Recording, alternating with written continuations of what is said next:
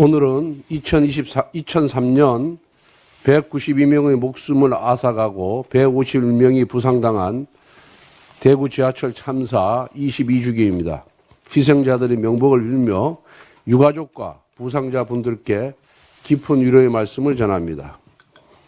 겨울이 끝나고 봄이 다가옵니다. 지금이 안전사고에 각별히 유의해야 할 시기입니다. 정부와 각 지자체는 해빙기 안전사고 방지와 봄철 산불 예방에 총력을 기울여 주시기 바랍니다. 특히 매년 산불의 50%가 3, 4월에 집중된다고 하는데 산불은 진화보다 예방이 먼저입니다. 지방자치단체는 산불 사각지대에 대한 24시간 모니터링 대책을 마련하고 정부는 산불 예방, 감시를 위한 아낌없는 지원을 당부드립니다. 아울러 정부는 국민의 건강을 위협하는 봄철 미세먼지 저감 대책 마련에도 힘써 주실 것을 당부드립니다. 이미 6월 들어 고농도 초미세먼지가 수시로 전국을 뒤덮고 있습니다. 정부는 국내 미세먼지 배출원에 대한 저감 대책과 함께 주변국 정부의 미세먼지 저감 대책 협조를 적극 강구해 주기 바랍니다. 민주당이 결국 반도체 특별법에서 주 52시간 예외 조항을 삭제하기로 했습니다.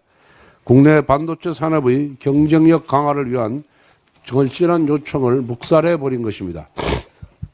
지난 3일 이재명 대표는 반도체 특별법 토론회에서 몰아서 일하기가 왜 안 되느냐고 묻는데 할 말이 없더라면서 사실상 유연성 확보에 동의했습니다. 그런데 불과 2주 만에 입장을 또 바꾸었습니다.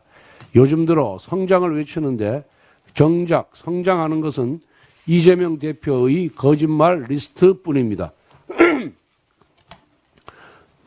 반도체 연구 개발은 미세공정, 고밀도 집조회로 설계 등 기술 난이도가 높습니다. 게다가 고객별 맞춤형 제품 개발이 동시에 진행됩니다. 업무 성격상 엔지니어의 근로시간 유연성이 필수적입니다. 그래서 미국 엔비디아는 고강도 근무 문화로 유명하고 대만의 TSMC 역시 주 70시간 이상 근무합니다. 이처럼 경쟁 국가는 밤낮으로 뛰고 있는데 대한민국 반도체 산업만 민주당 때문에 주 52시간제에 묶여 있습니다. 이것 하나만 봐도 요즘 이재명 대표가 애추고 있는 친기업이니 성장은 거짓말입니다. 조기 대선을 겨냥해 표를 얻기 위한 기회주의적인 술책일 뿐입니다. 4차 산업혁명의 기반이 되는 반도체를 묶어놓고 어떻게 성장을 이야기하고 미래산업 육성을 입에 담을 수 있습니까?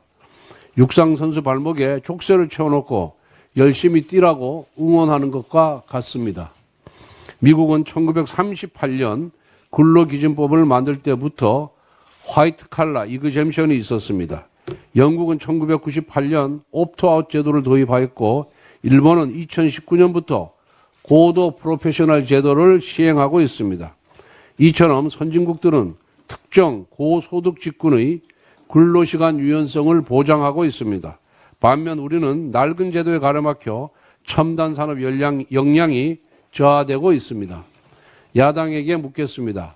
여러분의 보좌진은 국정감사나 지역구 선거처럼 일이 몰리고 바쁜 시기에 주 52시간 준수합니까? 아마 없을 겁니다. 그런데도 민주당이 주 52시간제 예조항을 반대하는 것은 자신도 못 지키는 법을 타인에게 강요하는 위선이자 폭력입니다. 반도체 특별법에서 주 52시간제 예조항은 반드시 필요합니다. 반도체 업계의 절규이자 국가적 미래를 위한 결단입니다. 경쟁 국가보다 더 많은 지원은 못해줄 망정 최소한 방해는 하지 말아야 합니다. 추경에 대해서 한 말씀 드리겠습니다. 국민의힘은 정부와 함께 추경을 포함해 국민 경제를 살리기 위한 모든 정책 대안을 놓고 검토하고 있습니다. 야당과도 얼마든지 협의할 의지가 있습니다. 중요한 것은 정말 필요로 하는 곳에 필요한 지원을 해야 한다는 것입니다. 우리 당은 민주당처럼 제대로 검토도 하지 않고 사흘 만에 5조 원이나 바꾸는 졸속 추경으로 국민과 흥정하지 않을 것입니다. 무턱대고 오늘은 내가 쏜다. 다 너희 세금으로 식의 선심성 포퓰리즘 추경은 지양할 것입니다. 국민의힘이 추경 편성 원칙은 가장 절실한 곳에 가장 먼저 쓴다는 핀셋 추경입니다. 무엇보다도 내수 부진의 직격탄을 맞은 자영업자, 소상공인들을 위한 조치가 최우선입니다. 그리고 반도체, AI, 원정 등 미래 산업을 위한 R&D 예산 강화가 시급합니다.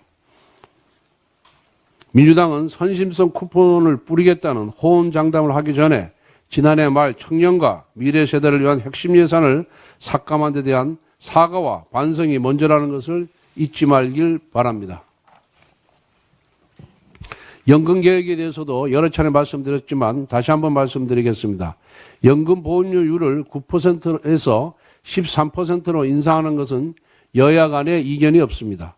보험료율은 당장 신속하게 합의해서 처리하고 상호 영향이 높은 소득 대체율과 자동 안정화 장치를 비롯하여 국민연금, 기초연금, 퇴직연금 등 연금제도 개혁을 연금개혁특위에서 종합적으로 논의할 것을 다시 한번 제안합니다.